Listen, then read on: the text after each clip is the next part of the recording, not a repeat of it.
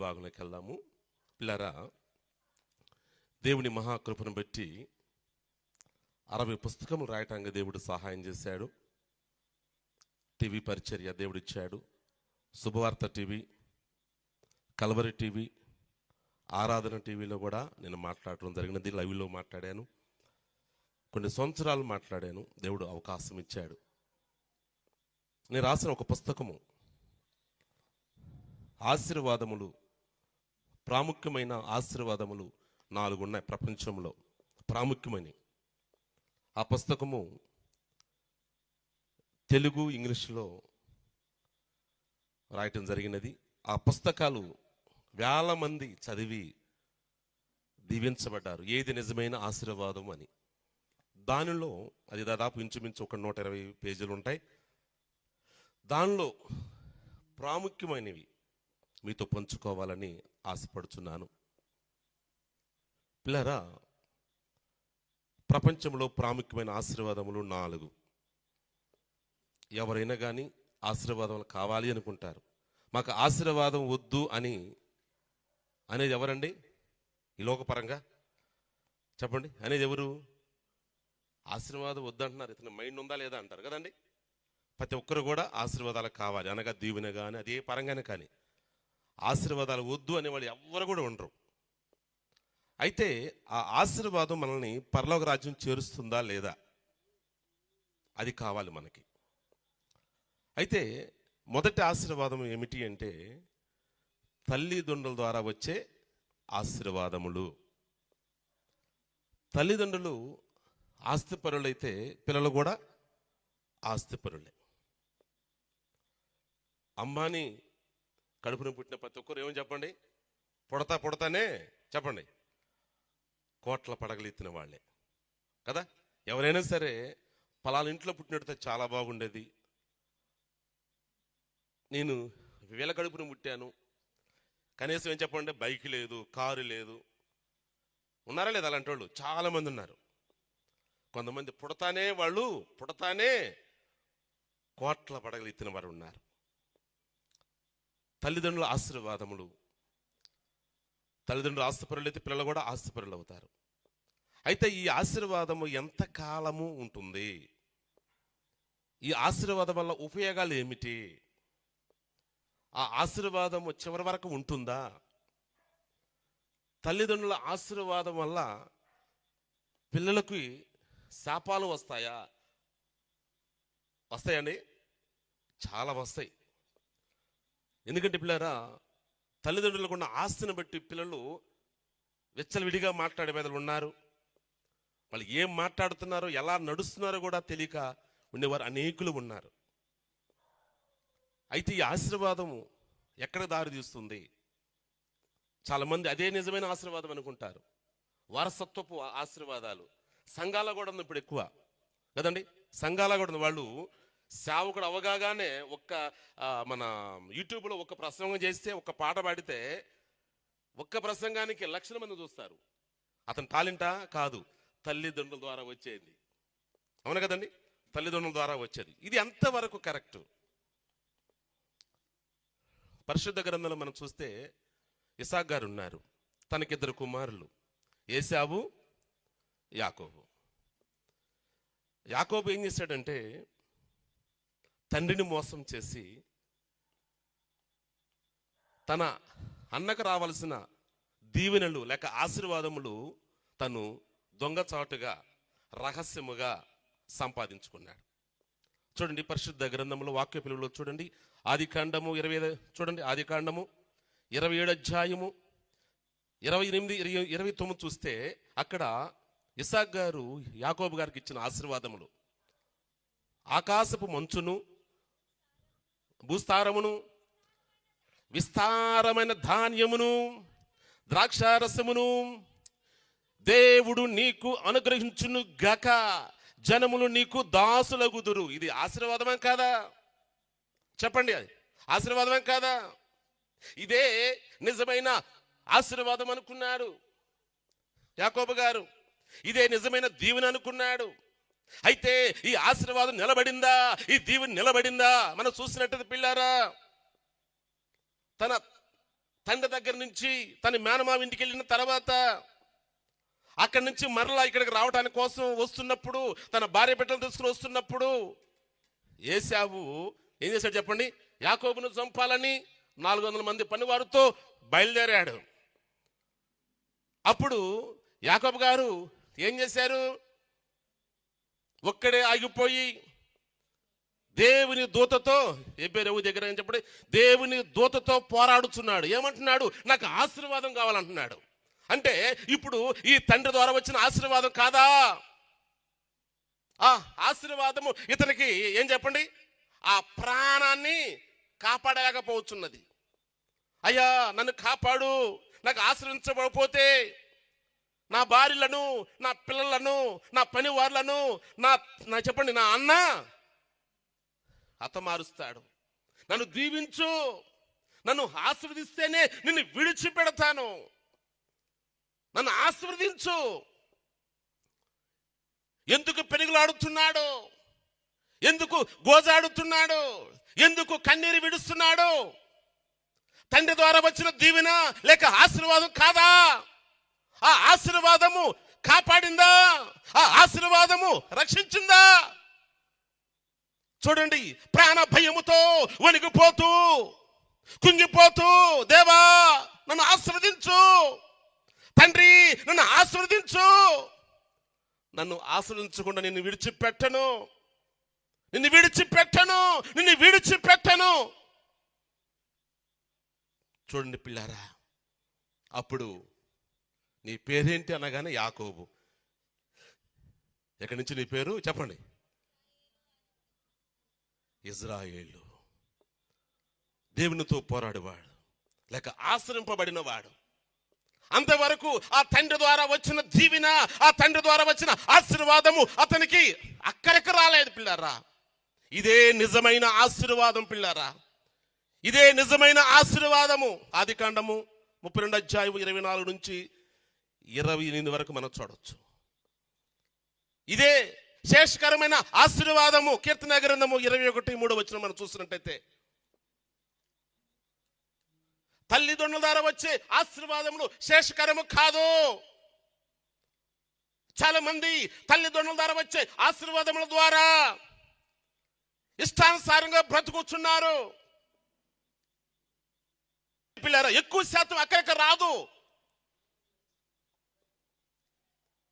మనకు కావాల్సింది ఏ ఆశీర్వాదం కావాలి? తల్లిదండ్రుల ద్వారా వచ్చే ఆశీర్వాదం కాదు. మనం చూస్తుంటాం, తల్లిదండ్రులు సంపాదిస్తారు, వారు బ్రతుకుండగానే ఏమవుతుంది చెప్పండి? ఆస్తిని పూర్తిగా చెప్పండి, పూర్తిగా నాశనం చేసేవాళ్ళు అనేకులు ఉన్నారు. ఓడలు బళ్ళు ఓడలు అవుతాయి.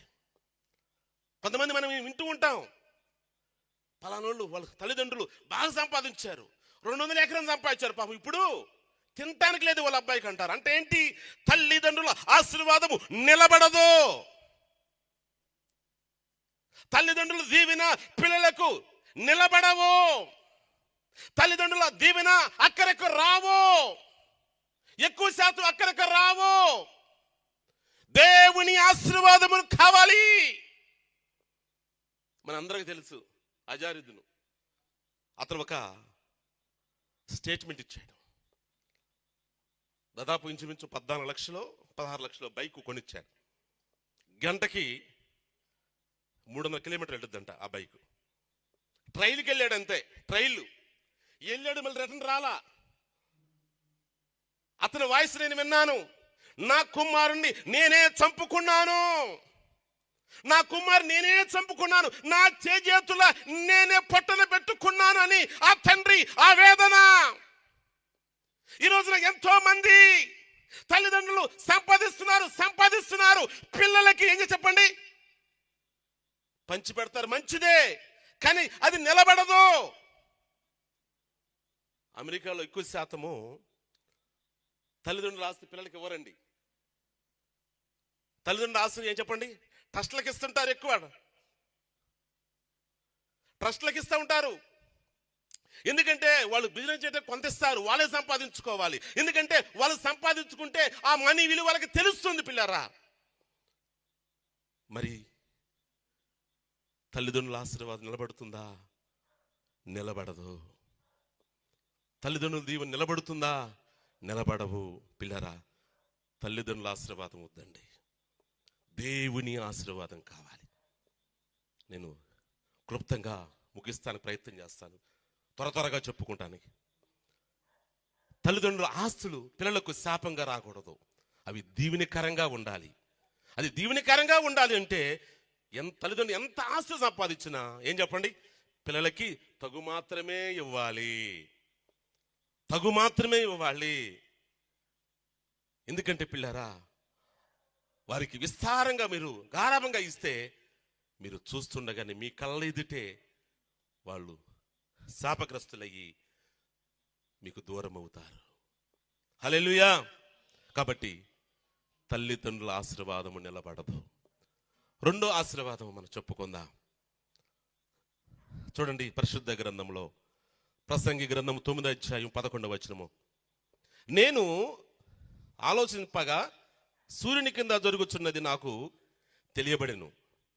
వడిగలవారు పరుగులో గెలవరు, బలము గలవారు యుద్ధమందు విజయము పొందరు. జ్ఞానము గల వారికి అన్నము దొరకదు, బుద్ధిమంతులగుట వలన ఐశ్వర్యము కలగదు, తెలివి గల వారికి అనుగ్రహము దొరకదు. ఇవన్నీ అదృష్ట వశము చేతనే, కాల వశము చేతనే అందరికీ జరుగుచున్నవి. పిల్లరా చూడండి, గమనించండి. మనం చదువుకున్న ఈ లేఖన భాగములో, ఈ వాక్య భాగములో అన్ని వ్యతిరేక పదాలే ఇవి. ఏమండి, అవునా కదా? అన్ని వ్యతిరేక పదాలే. చూడండి, తెలివి గల వారికి అన్నం దొరకదా? చూడండి అది ఎలా ఉందో. ఒడిగల వారికి అనగా చురుగ్గా ఉన్న వారికి పరుగులో గెలవరా? జ్ఞానం గల వారికి అన్నం దొరకదా? బుద్ధిమంతులగటు వారిని ఐశ్వర్యం కలగదా? తెలివి గల వారికి అనుగ్రహం దొరకదా? అంటే ఇవన్నీ ఎలా దొరుకుతాయి చెప్పండి? అదృష్టము చేత. ఏ ఆశీర్వాదం చెప్పండి ఇప్పుడు? ఇది అదృష్ట ఆశీర్వాదం. అదృష్టం అంటే ఏం చెప్పండి? చాలా మంది అంటారు, బంక పట్టినట్టు పట్టిందిరా వీడికి, ఏది పట్టుకున్నా బంగారమే అవుతుంది అంటారు. ఇప్పుడు చూడండి, ప్రపంచంలో ఇప్పుడు బాగా అనేకులు ఇష్టపడేది, మెచ్చుకునేది ఈ ఆశీర్వాదమే, అదృష్ట ఆశీర్వాదము. షార్ట్ కట్ లో టాప్ లోకి వెళ్ళిపోవాలి. చూడండి, అదృష్టం. అదృష్టం ఉందా లేదా చెప్పండి? ఉందా లేదా? అదృష్టం ఉంది.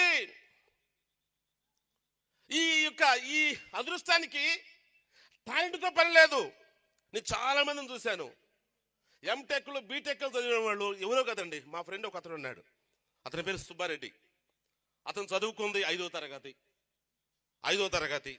అతని కంట్రోల్లో దాదాపు ఇంచుమించు దాదాపుగా ఒక 400 మంది ఎంప్లాయీస్ ఉంటారు. అతను రైల్వే కాంట్రాక్టర్. ఎంటెక్లు చదివి, బీటెక్లు చదివి, ఎంసీఎల్ చదివి, అతని దగ్గర అతను చదువుకుంది ఎంత? 5వ క్లాస్. అందరిట చేతులు కట్టుకుంటూ ఉంటారు. అంటే ఏంటిది? అదృష్టము వరించింది అతన్ని, అదృష్టం వరించింది. చూడండి, గొప్ప గొప్ప టాలెంట్ కలిగిన వారు అతను ఎదుట చేతులు కట్టుకుంటున్నారు. అవునా కదా చెప్పండి? అదేవిధంగా పరిచర్యలో కూడా ఉందండి. కొంతమందికి వాక్యం చెప్పడం కూడా చేత కాదు. ఏం మాట్లాడతారో వాళ్ళకే తెలియదు, ఏమి రాస్తారో వాళ్ళకే తెలియదు. సంఘం చూస్తే 2000 మంది, సంఘం చూస్తే 10,000 మంది. ఏ బోధిస్తారా బాబు అంటే ఏదో అదృష్టం. ఏం చెప్పండి? సంఘాలు కూడా అదృష్టం, ఏదో ఒకటి పట్టుకుంటారు. టాలెంట్ లేకపోయినా టాప్లో ఉంటారు. లేరండి బ్రదర్, లేరా? చాలా మంది మనం చూస్తున్నాం. ఏముండదు. టాలెంట్ కలిగిన వారు వాళ్ళ మాటలు వినటానికి వస్తారు. టాలెంట్ లేని వ్యక్తి యేసై గొప్ప దేవుడు అనగానే అందరూ చప్పట్లు కొడతారు, ఏదో మర్మం చెప్పినట్టు. యేసై గొప్ప దేవుడు అనగానే ఇక్కడి నుంచి ఆ 5,000 మంది 10,000 మంది చప్పట్లు కొడతారు. అరే ఏం చెప్పాడు రా బాబు, యేసయ్య గొప్ప దేవుడు, ఎవరికి తెలియదు అంటే ఏంటి? అదృష్టం, కాలవశము నడుస్తుంది. చూడండి పిల్లరా, అదృష్టం ఉందంటే దాని వెనకాల ఏముంది చెప్పాలి? ఏముంది? అదృష్టం ఉందంటే దాని వెనకాలే దురదృష్టం కూడా కాచుకొని ఉంటుంది. చూడండి, ప్రసంగి గ్రంథము 5వ అధ్యాయం 14 వచనం చూడండి, వాక్య పిలుగులో చదవండి ఒకసారి.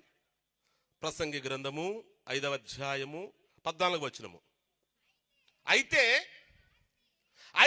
ఆ ఆస్తి దురదృష్టం వలన నశించిపోవును. నువ్వు అదృష్టం అనుకున్నావే, అదృష్టంగా భావించావే, అదేమో చెప్పండి? దురదృష్టం వలన నశించిపోవును, కుసించిపోవును, లేకపోవును. అదృష్టం నేను ఏ విధంగా పెనవేసుకుందో, ఏ విధంగా నడిపించిందో, నువ్వు ఎక్కడ అడుగు పెట్టినా బంగారమే, ఏది చేసినా అన్ని కలిసి వస్తున్నాయి. అయితే ఒక దినాన నువ్వు ఎక్కడ అడుగు పెడితే అక్కడ నాశనమే. ఏ వ్యాపారం పట్టుకున్నా అక్కడ నాశనమే, ఏ మాట పట్టుకున్నా అక్కడ జగడమే. సాగినప్పుడు బాగానే సాగిద్ది బండి, ఆగిన తర్వాత ఆ తిప్పలు అంతా ఇంత కాదు. రాజకీయ విధానంలో కూడా మనం ఆ జోలికి వద్దండి. సాగినప్పుడు బ్రహ్మాండంగా ఉంటుంది, అదృష్టము నిన్ను ముందుకు నడిపిస్తూ ఉంటుంది. నువ్వు ఏది మాట్లాడినా అందరూ చప్పట్లు కొడుతూనే ఉంటారు, ఏది చేసినా నువ్వు ఏది మాట్లాడినా అంత. అయితే తేడా వచ్చిందనుకో, ఒక్క మాట అన్నా కానీ నిలబెట్టేస్తారు నిన్ను. దురదృష్టము ఉండిద్దండి పిల్లరా. ఒక రాజుగారు ఉన్నారు. ఆ రాజుగారు ఒక ఆలోచన, ఏదన్నా కానీ గొప్ప ప్రపంచంలో కల్లా నేనే ధనవంతుడు అవ్వాలని ఒక ఆలోచన కలిగి ఉండి ప్రార్థన చేయటం మొదలుపెట్టాడు. అంటే వేరే పదం ఉంది కానీ ఆ పదం మనం వాడకూడదు, మన ప్రార్థన భాషలో మనం మాట్లాడుకోవాలి. ప్రార్థన చేయడం మొదలుపెట్టాడు. మొత్తానికి దేవుడు వచ్చాడు. నీకేం కావాలయ్యా అన్నాడు. అయ్యా, నేను పట్టిందల్లా బంగారం కావాలయ్యా. నాకు ఏం కావాలి చెప్పండి? పట్టిందల్లా బంగారం కావాలి. అప్పుడు దేవుడు అన్నాడంట, ఒకసారి ఆలోచించు అన్నాడంట. ఇంక లేదు, ఆలోచించటం లేదు, నేను ఏది పడితే అది బంగారం కావాలన్నాడంట. రేపు ఉదయం నుంచి నీకు ఆ వరం నీకు ఇచ్చేస్తున్నాను పో అన్నాడంట. రాజుగారికి నిద్ర పట్టట్లా. నేను ఏది పట్టుకుంటే అది బంగారం అవ్వాలి. ఆశతో, ఏం చెప్పండి, ఆశతో కోరికలతో వెళ్ళిపోతున్నాడు, గుర్రాలయ్య వెళ్ళిపోతున్నాడు. అలా ఉండాలి, నేను ఇలా ఉండాలి, నేను అలా ఉండాలి, ఈ విధంగా ఉండాలనుకుంటున్నాడు. నిద్ర పట్టలా. తెల్లారింది. ఉదయాన్నే కళ్ళు తెరిచి తన మంచం పట్టుకున్నాడు. ఏమైంది? బంగారం అయింది. ఇక తనకి చూడండి ఎంత ఆనందమో. అక్కడి నుంచి వెళ్ళిపోయి తన సింహాసనం పట్టుకున్నాడు. బంగారం అయ్యింది. ఇక నా ఇంటిలో తన కోటను పట్టుకున్నాడు. అది బంగారం. అంటే అతను తన చేతితో ఏది పట్టుకున్నా బంగారమే. అబ్బా, ఎంత ఆనందమో. చివరికి తను ప్రేమించే కుమార్తె దగ్గరకు వచ్చింది డాడీ అని. తన కుమార్తెను పట్టుకోగానే కుమార్తె ఏమైందంట? బంగారం స్తంభం లాగా అయిపోయింది. ఇదేంది? నా ప్రియమైన కుమార్తె ఏంది ఇలా? ఇదేంటి స్తంభం అయిపోయింది, బంగారం అయిపోయింది? ఇక నా ఆలోచనలో పడ్డాడు. ఇదేంటిది? ఇప్పుడు వరకు నేను ఏదో అనుకున్నాను, నా ఆలోచనలు ఎక్కడికి వెళ్ళి ఇదేంది? తన హృదయంలో వేదన మొదలైంది. ఒకవేళ నేను తప్పు కోరుకున్నానా? ఏంది ఎలా జరిగింది? ఇంతలో 12 అయింది టైము, ఆకలి అవుతుంది కదా. భోజనం చేద్దామని భోజనం పట్టుకుంటే భోజనం బంగారం అయింది. మంచినీళ్ళు తాగదామంటే మంచినీళ్ళు కూడా. ఇక ఏడుస్తున్నాడు, నేను బ్రతకలేనయ్యా. ఇక ఏడుట మొదలుపెట్టాడు. మళ్ళా దేవునికి మొరపెట్టాడు, దేవా నువ్వు రావాలయ్యా, నాకొద్దు ఇది, నాకు అక్కర్లేదు ఇది. చెప్పండి, ఈ 4 వేలు నోట్లోకి వెళ్తే చాలయ్యా, నా కుటుంబంతో ఆనందంగా ఉంటే చాలయ్యా, నాకు ఇది వద్దయ్యా, నాకు ఈ బంగారం వద్దు, పట్టుకుంటే బంగారం నాకు వద్దు అని ఏడ్చాడంట. మరలా దేవుడు ప్రత్యక్షమయ్యి, ఏంటయ్యా అంటే, నాకు వద్దయ్యా, నాకు నువ్వే కావాలని కోరుకున్నావు కదంట. అయ్యా వద్దయ్యా, నేను ఏదో అనుకున్నాను, ఇప్పుడు తెలిసింది వద్దయ్యా. మనిషికి ఏం కావాలి చెప్పండి? నోట్లోకి ఒక ముద్ద కావాలి, కట్టుకోవడానికి వస్త్రం కావాలి, జాలయ్యా నాకు ఏమొద్దయ్యా అన్నాడంట. పిల్లరా చూడండి, చాలా మంది ప్రజలు కూడా నేను అలా వాళ్ళు ఎలా బాగుంటా, ఆడకి వెళ్తే కానీ తెలియదు, సమాధానం ఉండదు, నెమ్మదు. ఎందుకంటే పిల్లరా నా దగ్గరికి, ఎందుకంటే టీవీ కార్యక్రమంలో మేము ఉన్నాం కాబట్టి చెప్తున్నాను, కోట్ల బడగెత్తున నాకు ఫోన్లు చేస్తారు, ఇంట్లో సమాధానం ఉండదు. డబ్బు అయితే ఉంటుంది, డబ్బు ఒక్కొక్కరికి చెప్పండి, నాకు తెలిసిన వాళ్ళు ఉన్నారు, 150 ఎకరం 300 ఎకరాలు ఉన్నాయి, వాళ్ళు ఎకరం వచ్చి ₹1,00,00,000, అయినా కానీ ఏమి లేదో చెప్పండి, సమాధానం లేదు. అన్నిటికంటే ముఖ్యం ఏంటంటే తెలుసండి, ప్రపంచంలో ఏదైనా సరే ఒక వస్తువు కొన్నప్పుడు ఎంత ఎంత ఇదిగా మురిసిపోతామో కదండి, ఎంత ఇదిగా మురిసిపోతామో, వారం తర్వాత అది పాతదైపోతుంది. అది ఏదైనప్పటికీ కూడా, అది బంగారం కావచ్చు, ఇల్లు కావచ్చు, అది ఏదైనా అంతే. ఒక వారం రోజులు, మహా అయితే ఇంకో 10 రోజులు. అవునా కదా చెప్పండి?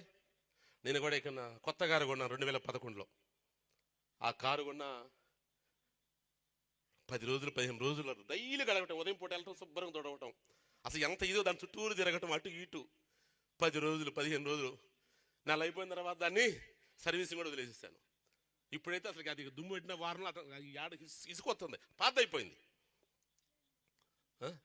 ఇక మా పిల్లలు కూడా ఇక బుల్లెట్ కొనిచ్చాను 2021 అనుకుంటాను. కొనిస్తే అసలు ఎలా తెలుసా, అబ్బా క్లాత్ తీసుకొని ఇంత చిన్న మరక వచ్చిన దాన్ని వారం రోజులే పాత అయిపోయింది, దాన్ని పట్టించుకుంటా. డబ్బు కూడా అంతే. ఎందుకంటే లేని వారికి కావాలనుకుంటాం, ఉన్నవాడికి నాకు అక్కర్లేదు అనుకుంటాడండి చాలా మంది. బైబిల్లో మనం చూస్తున్నట్టయితే ఆసాపన దౌర్జన్యులు ఉన్నారు. కొందరిని చూసి వాళ్ళు మెడలేంది అలా ఉన్నాయి, ఏమండి వాళ్ళ మెడ అలా ఉంది అండి, మెరకలెక్కి ఉన్నాయని చెప్పేసి వాళ్ళని చూసి నా బతుకేంది, నేనేంది, ఇక్కడ తను వర్ణించుకుంటున్నాడు. వర్ణించుకుంటూ ఉంటే పరిశుద్ధాత్మను చూపించాడు, తన కాలు జార సిద్ధమయ్యింది. వాళ్ళు ఎక్కడున్నారు? అగాధములో ఉన్నారు. అప్పుడు ఆ అగాధమును చూసి, నాకొద్దు ప్రభు అగాధము, నాకు నువ్వు కావాలయ్యా, హల్లెలూయా, నాకు నువ్వు కావాలయ్యా. పిల్లలు గమనించండి, అదృష్ట ఆశీర్వాదం నిలబడదు. ఎందుకంటే బైబిల్లో కూడా ఉంది, అదృష్ట దేవుడు ఉన్నాడు తెలుసా మీకు? అదృష్ట దేవి. యెషయా గ్రంథము 65 అధ్యాయం 11వ వచనం చదవండి, ఒక్కసారి చదవండి. వాక్య పిల్లలు చూడండి, యెషయా గ్రంథము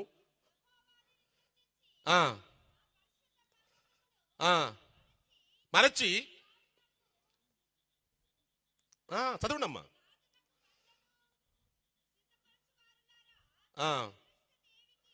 అదృష్ట దేవికి పాని అర్పం నర్పించువారులారా. ఏ దేవికంట? అదృష్ట దేవికి. అంటే అప్పుడున్న ప్రజలు చెప్పండి, ఆడకెళితే చాలు పట్టిందల్లా బంగారం అయింది. ఏమైందంట? పట్టిందల్లా బంగారం అయింది. ఇప్పుడు కూడా ప్రజల్లో చాలా చోట్ల ఉందండి, ఆడకెళితే అది జరిగిద్ది, ఏడకెళితే ఇది జరిగిద్ది, అది ఎక్కితే ఇది జరిగిద్ది, ఇది దిగితే ఇది జరిగిద్ది, అది జరిగిద్ది, వాళ్ళకి అది జరిగిందంట, వీళ్ళకి ఇది జరిగిందంట అని రకరకాలు. పిల్లరా, ఇది నిలబడదు. అదృష్టాశీర్వాదం నిలబడదు. అదృష్టము పిల్లరా బాగానే ఉంటుంది, రన్నింగ్ బాగానే ఉన్నది, ఒకసారి ఆగిందంటే నువ్వు ఏ విధంగా టాప్లోకి వెళ్దావు, అక్కడి నుంచి మళ్ళీ కింద పడిపోతావు, నిలబడలేవు. ఎవరైతే నిన్ను హీరో అంటారో వారే మళ్ళా నేను జీరో అంటారు. నువ్వు ఎదురొచ్చావు చాలు, నా జీవితం ధన్యత అంటారు. వారే అంటారు, నాకు ఎదురుక నువ్వు వచ్చావు, నా జీవితం అయిపోయింది అంటారు. పిల్లరా, ఎందుకంటే పిల్లరా అదృష్టం నిలబడదు. అదృష్టం ఉందంటే దురదృష్టం కూడా ఉంది. ఈ ఆశీర్వాదం మనకొద్దు. ఏమండి, ఈ ఆశీర్వాదం మనకి వద్దు. మొదటిది ఏంటంటే చెప్పండి, తల్లిదండ్రుల ద్వారా వచ్చే ఆశీర్వాదములు. రెండోది ఏంటి?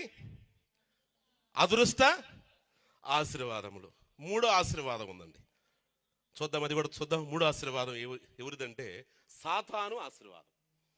చాలా మంది కోరుకునేది ఇదే. మీరు అనొచ్చు, సాతాను కూడా ఆశీర్వదిస్తాడా? ఇస్తాడు వాడు కూడా, ఇస్తాడా? యేసుక్రీస్తు ప్రభుల వారినే నేను నిన్ను దీవిస్తాను, నిన్ను ఆశీర్వదిస్తాను యేసు ప్రభు వారికే చెప్పండి గాలం వేసాడా వేయలేదా? చూడండి పరిశుద్ధ గ్రంథంలో మత్తయి సువార్త 4వ అధ్యాయము 8 నుంచి 10 వరకు చూడండి. వాక్య పెలుగులో చూడండి. అపవాది మిగులు ఎత్తైన యొక్క కొండ మీదకి ఆయనను తోడుకొని పోయి ఈ లోక రాజ్యములన్నిటినీ వాటి మహిమను ఆయనకు చూపి నీవు సాగిలపడి నాకు నమస్కారం చేసిన యెడల వీటన్నిటిని నీకు ఇచ్చేదనని ఆయనతో చెప్పగా యేసు వానితో సాతానా పొమ్ము, ప్రభువైన నీ దేవునికి మొక్కి ఆయనను మాత్రమే సేవింపవలెను. హల్లెలూయా. చూడండి ఏమన్నాడు చెప్పండి. ఎత్తైన శిఖరం ఎక్కించిందంట, మొత్తం చూపించిందంట, ప్రపంచం మొత్తం చూపించిందంట. ఇవన్నీ నీకు ఇస్తా, నాకు మొక్కు అంటే అర్థం ఏంటి? నేను నిన్ను దీవిస్తా, నేను నిన్ను ఆశీర్వదిస్తాను. ఈ సాతాను ఆశీర్వాదములో ఎంతో మంది పడిపోయారు.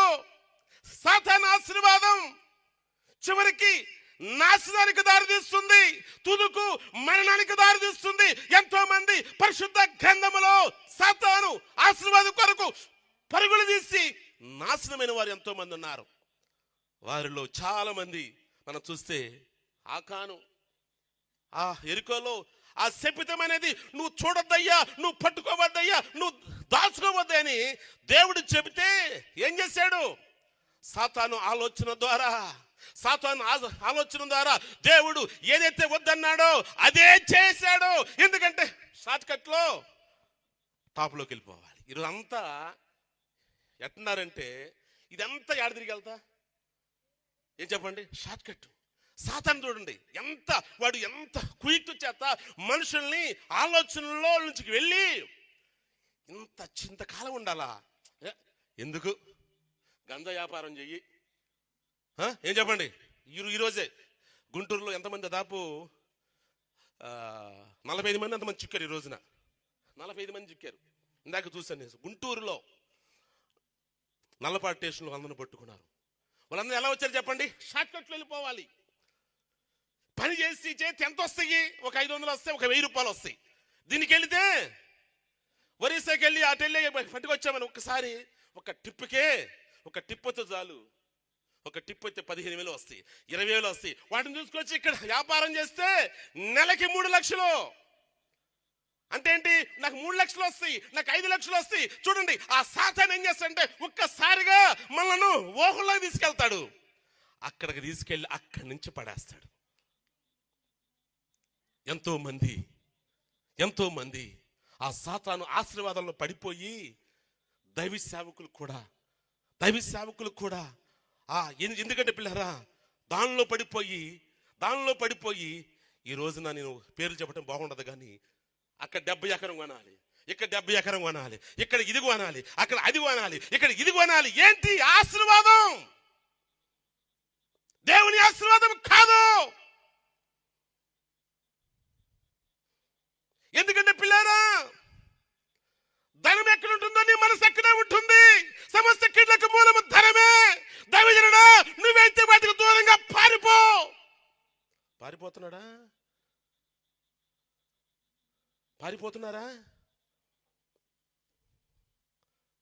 వెళ్ళాలి అంటాం. ఎందుకంటే పిల్లరా షార్ట్ కట్ లోనే ధనవంతులు అయిపోవాలి, షార్ట్ కట్ లోనే టాపర్గా ఉండాలి, షార్ట్ కట్ లోనే. చూడండి ఈ రోజున నాకు తెలిసిన చాలా మంది ఉన్నారు, నాతో చాలా మంది సేవకులు ఉన్నారు. ఎందుకంటే 2000 నేను టీవీలో తిరిగి ఫస్ట్లో ఉన్న స్టార్టింగ్ నుంచి ఉన్నా. ఈ రోజున ఒక ఎంపీని కలవచ్చు, చివరికి చెప్పాలంటే ముఖ్యమంత్రిని కలవగలను, కొంతమంది సేవకులను కలవలేము. ఎందుకు చెప్పండి? ఎందుకు బాడీ గార్డులు పెట్టుకుంటాను అంటే ఏంటి? ఏం చేస్తావు నువ్వు?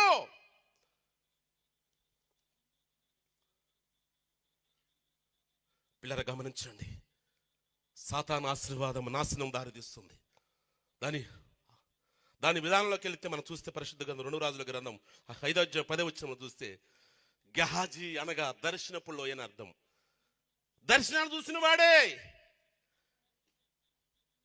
ప్రవక్త అయిన ఎలీషా గారు నాకు వద్దు అన్న అది నాకు కావాలి అని చెప్పి అతను మాట పట్టుకొని అతను తెమ్మలేదని చెప్పేసి నయమానికి చెప్పండి మాటలు చెప్పి నయమాను దగ్గర అవి తీసుకున్నాడండి.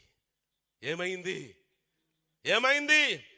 నయమాను కలిగిన కుష్టు సంపాదించుకున్నాడు. పిల్లారా, గెహాజీ కావచ్చు, బిలాము కావచ్చు, ఇస్కరాయితు యోధ కావచ్చు, వీళ్ళంతా ఏంటంటే సాతాను ఆశీర్వాదం కొరకు పరుగులు తీసి చివరికి బోల్తా పడి వాళ్ళు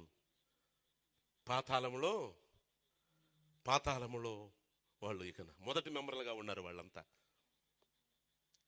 అగాధంలో వేయబడ్డారు. పిల్లారా, మనకి మార్గదర్శిగా నువ్వు కూడా ఆ విధంగా సాతాను ఆశీర్వాదం కోసం వెళితే నీ పరిస్థితి కూడా గెహాజీ అయిపోతావు, నువ్వు కూడా బిలాములాగా అయిపోతావు, నువ్వు కూడా ఇశ్రాయేలు యోధలాగా అయిపోతావు అని మనకి ఒక మాదిరి చూపించారు.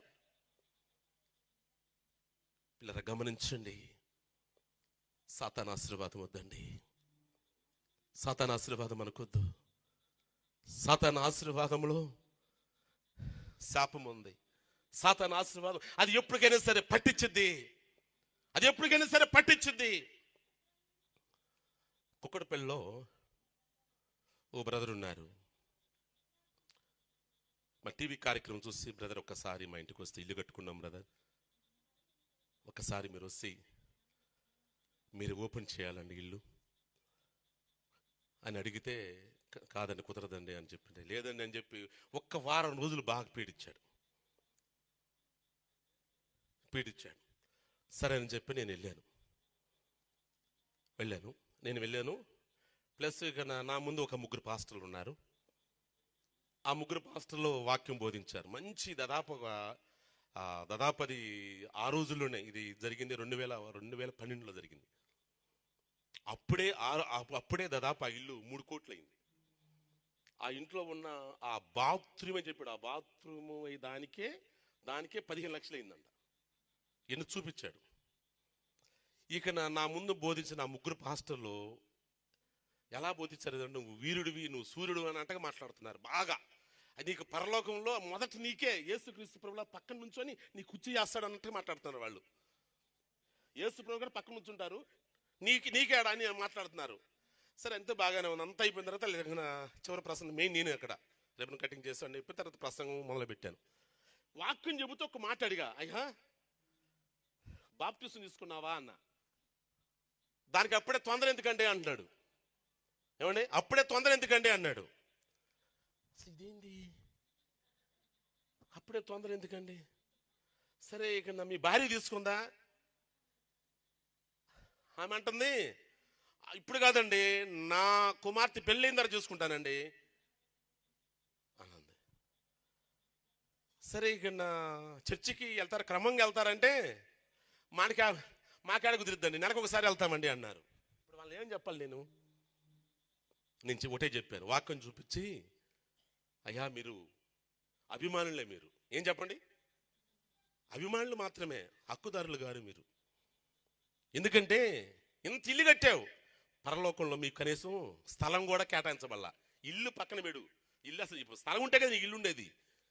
నువ్వు ఇంత ఏర్పాటు చేసుకున్నావు, ఇంత ఇల్లు కట్టావు, 3 కోట్లు పెట్టి ఇల్లు కట్టావు, కానీ పరలోకంలో ఏమి అది సంపాదించుకో.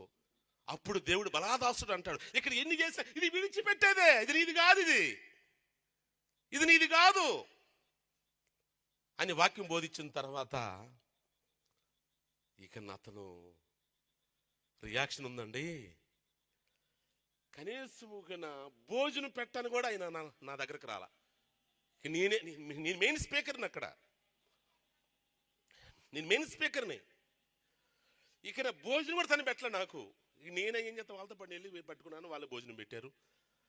తర్వాత ఆ మిగతా వాళ్ళందరికీ ఎందుకు చెబుతాను మాట, అందరికీ కానుకలు ఇచ్చాడు. నేను కారు వేసుకెళ్ళాను. నేను కనీసం దగ్గరకు కూడా రాలేదండి. అంటే నా మీద ఎంత చెప్పండి, పీకల దాకా నా మీద కోపం. నేనేం చేయాలి? కన్నా దేవుడు నాకు వాక్యం మాట్లాడాలి. ఎందుకంటే నాకు ఈ విధంగా మాట్లాడితే నాకెందుకంటే నేను గతంలో నాకు శాంతి ఆమల ఇరైల ప్రొడక్ట్ ఉంది. కబడ్డీ ప్లేయర్ని నేను, ఫైటర్ని నేను. రామలక్ష్మణుల పేరున్నారా మీరు? ఫైట్ మాస్టర్లో వాళ్ళ బ్యాచ్ ఉన్నాను, ఫైట్ మాస్టర్తో ఉన్నాను. కబడ్డీ అన్నీ ఉన్నాయి. అన్ని వదులుకు ఎందుకు వచ్చాం మనం చెప్పండి? ఎందుకు వచ్చామంటే ఆయన రాజ్యం కావాలి. ఎందుకంటే మొదట ఆయన నీతిని, ఆయన రాజ్యాన్ని వెతకాలి. తర్వాత ఎలా బ్రతకాలి అది తర్వాత. అది మొదట ఆయన రాజ్యాన్ని వెతకాలి. నాకు చాలా బాధ వేసింది, వాస్తవం చెబుతున్నాను. ఆయిల్ కూడా నాకు డబ్బులు లేవు. రిటర్న్ వచ్చేటప్పుడు మా సిస్టర్ గారు ఉంటే అక్కడ ఫోన్ చేసి అక్కడికి వెళ్ళేసి మళ్ళీ 2000 రూపాయలు తీసుకొని ఆయిల్ కొట్టించుకున్నాను. ఖచ్చితంగా 4 సంవత్సరాలు గుంటూరు వచ్చాడు. నాకు అతను కూడా తెలియదు, వాక్యం అంతా బోధించాను. తర్వాత నుంచున్నాడు. వచ్చిన తర్వాత అయ్యగారు నన్ను గుర్తుపట్టారా అన్నారు. లేదండి అన్న. అయ్యగారు నేనండి. ఎట్లున్నాడు ఏంటన్నా? అయ్యగారు నేనండి, మీరు మా ఇంటికి వచ్చారు కదా, కుక్కడపల్లి వచ్చారు కదా, నేను పలానా అండి. ఏంటంటే నన్ను పోలీసులు పట్టుకున్నారండి, నా ఉద్యోగం తీసేశారండి, నన్ను జైల్లో వేశారండి, మొన్న నేను బయటకు వచ్చానండి, నా పరిస్థితి అయిపోయిందండి, నా భార్య కూడా చనిపోయిందండి. ఏంటంటే అక్రమ వ్యాపారాలు చేశాడు. అక్రమ వ్యాపారం. ఈ రోజున అతని పరిస్థితి ఎలా చెప్పండి? అసలుకి టిఫిన్ చేయడానికి డబ్బులు ఇచ్చాను నేను. గుంటూరులో అతనికి టిఫిన్ చేయడానికి డబ్బులు ఇచ్చాను నేను. అంటే ఏంటి? దుర్వ్యాపారాలు, దేవునికి ఇష్టం లేని వ్యాపారాలు చేసి ఎంత టాప్ అయితే ఇవ్వండి, లాస్ట్కి మళ్ళీ కింద పడతావంతే. సాతాను ఏంటంటే పైకి లేపుతాడు కానీ అక్కడ నిలబెట్టలేడు. అక్కడి నుంచి కింద నువ్వు చూసుకో అంటాడు, ఆడ నుంచి కింద పెడతాం. ఈ రోజున రాజమండ్రి వెళ్ళండి, సెంట్రల్ జైల్లో వాళ్ళు చెప్పే మాటలు అవే. సాతాను ఆలోచన తర్వాత నేను అది చేశానండి, నేను ఇది చేశానండి, అదండి ఇదండి, నా భార్య బిడ్డలకి నేను దూరం అయ్యానండి, ఇది చేశానండి, అది. అక్కడ పశ్చాత్తాపడతారు. ఉపయోగం ఏముందా? సాతాను చేసేదే. సాతాను ఆశీర్వాదములో అలాగే ఉంటుంది.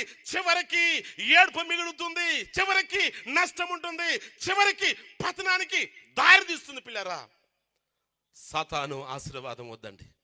సామెతల గ్రంథం 15:27 ఉంది. చూడండి, వాక్యంలో చూడండి. లంచమును చదవండి ఒక్కసారి. సామెతల గ్రంథం 15:27.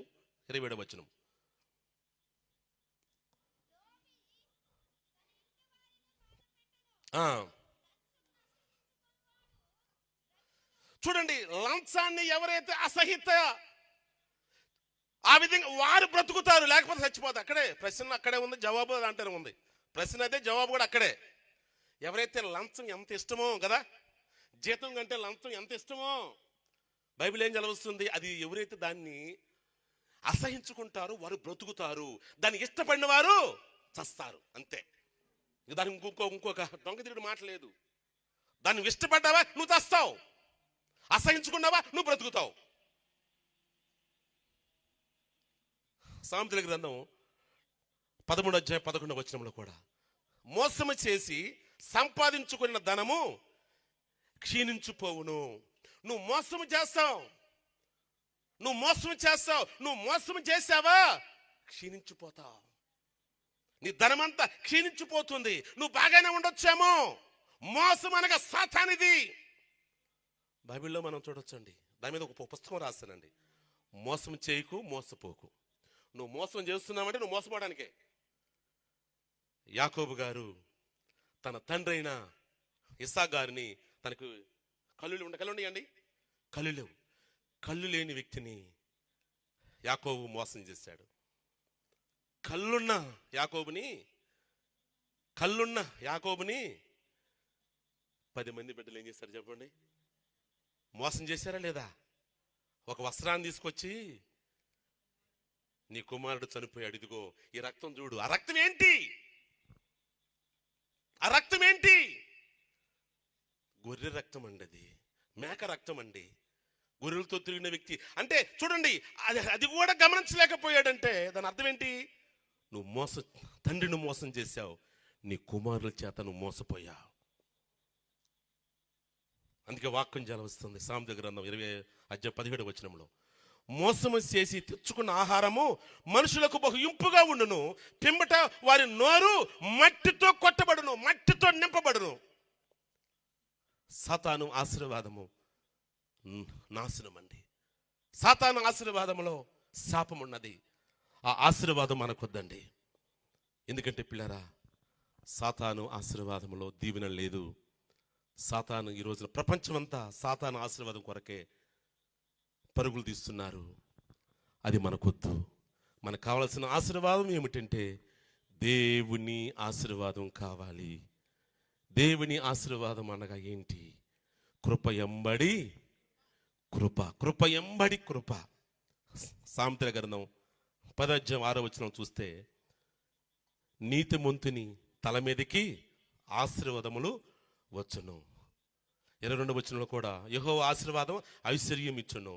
రోమపత్రిక 6:23 కూడా పాపం వలన వచ్చు జీతము మరణము, అయితే దేవుని కృపావరము వలన ప్రభు అయిన క్రీస్తునందు నిత్య జీవము. అనగా ఒక వ్యక్తి తన పాపమును కడిగి వేసుకొని యేసు రక్తం ద్వారా కడిగి వేసుకొని యేసు క్రీస్తు ప్రభు వారి ఎమ్మట ఉంటే అతను నూతన సృష్టి. అతడు దేవుని ఆశీర్వాదము పొందినవాడు. దేవుని ఆశీర్వాదం అనగా అతనితో వెళ్ళాలి అండి పిల్లరా. మనం పరిశుద్ధ గ్రంథంలో మనం చూడొచ్చు. ధనవంతుడు ఉన్నాడు, బీద లాజరు ఉన్నాడు. ధనవంతుడికి ఎన్ని గౌరవాలు, ఎన్ని విలువలు. అతను వస్తుంటే వంగి వంగి దండాలు పెడుతూ ఉంటారు. అక్కడే బీద లాజరు ఉన్నారు. చీచి చీచి చీచి అని అంటారు. అయితే ఒక దినాన వారు ఇరువురు చనిపోయారు పిల్లరా. వారు ఇరువురు చనిపోతే చూడండి, ఈ ఇద్దరిలో ఎవరు భాగ్యవంతులయ్యారు? బీద లాజరే భాగ్యవంతుడయ్యాడు. ఎక్కడున్నాడండి? అబ్రహాము రొమ్మున అనుకున్నాడు.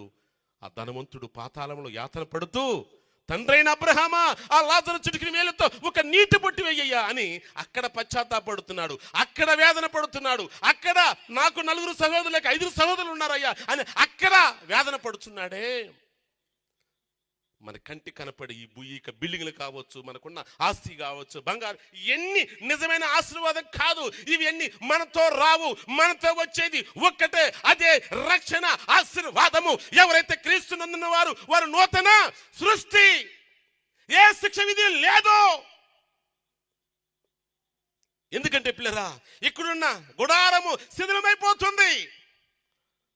పరిశుద్ధ గ్రంథం చూడండి, 2 కొరింథీ 5:1 భూమి మీద మన గుడారము, ఈ నివాసము శిథిలమైపోవును, చేతి పని కాక దేవుని చేత కట్టబడినదై నిత్యమైన ఉన్న నివాసము పరలోకమందు మనకున్నది.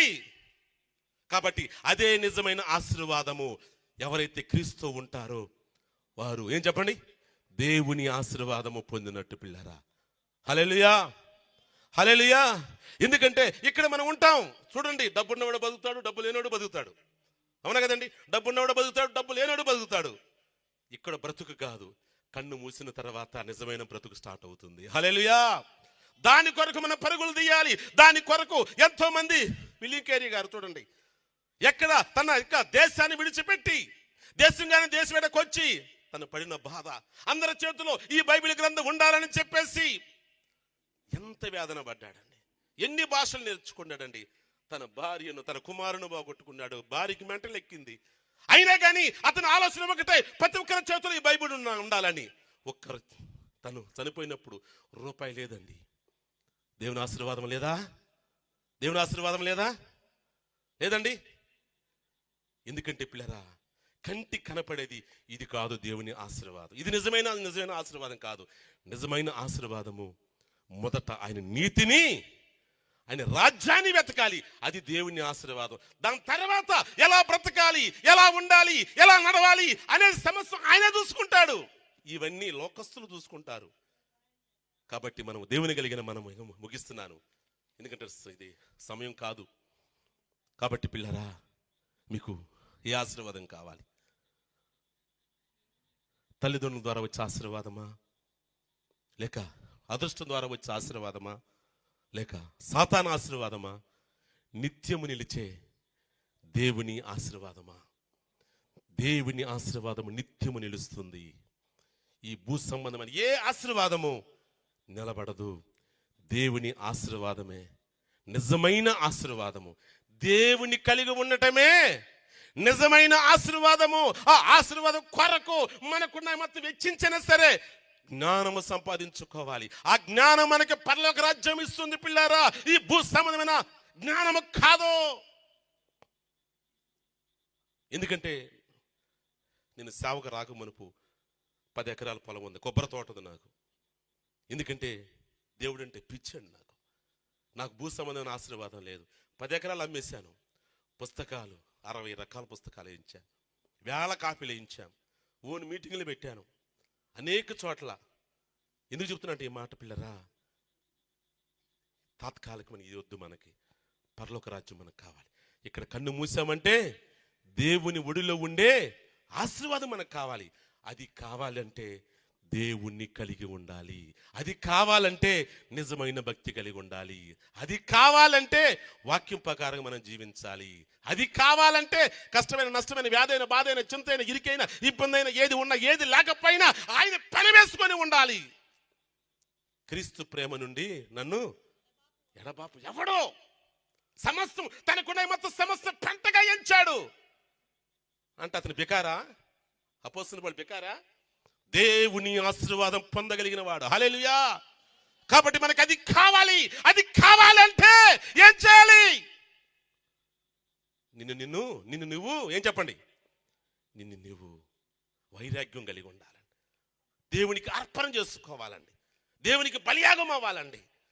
ఆ విధంగా అయినప్పుడే మనకి ఆ పరలోక రాజ్యం మనకు దొరుకుతుంది. దేవుడి మాటలు దీవించును గాక. చిన్న ప్రార్థన చేసుకుందాం. జీవము కలిగిన తండ్రి, జీవాధిపతైన యేసయ్యా నీకు స్తోత్రాలు చెల్లిస్తున్నాం.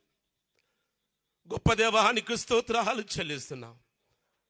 మీరు ధనవంతులై ఉండి అయ్యా మా కొరకు దరిద్రులయ్యారు. ఎందుకంటే నీ రక్తం మాకివ్వటానికి, నీ రాజ్యం మాకివ్వటానికి, మా మీద ఉన్న పాపపు కాడి తీసివేయటానికి ఈ లోకానికి ఒక పాపిగా ఎంచబడ్డారు ప్రభువా.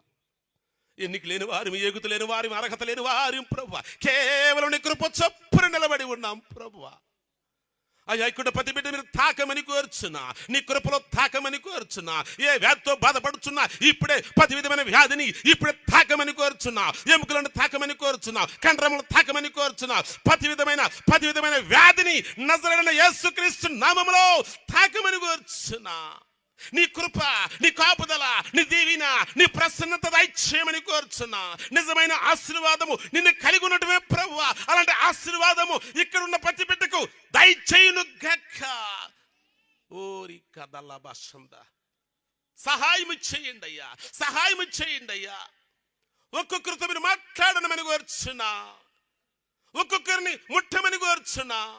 అప్పుల్లో ఉన్న వారిని తాకండి, వ్యాధుల్లో ఉన్న వారిని తాకండి, సమస్యల్లో నలిగిపోతూ కుంగిపోతూ కుసించిపోతున్న వారితో మీరు మాట్లాడండి ప్రభువా. నీ సమాధానం, నీ సత్య సమాధానం అందించమని కోరుచున్నా.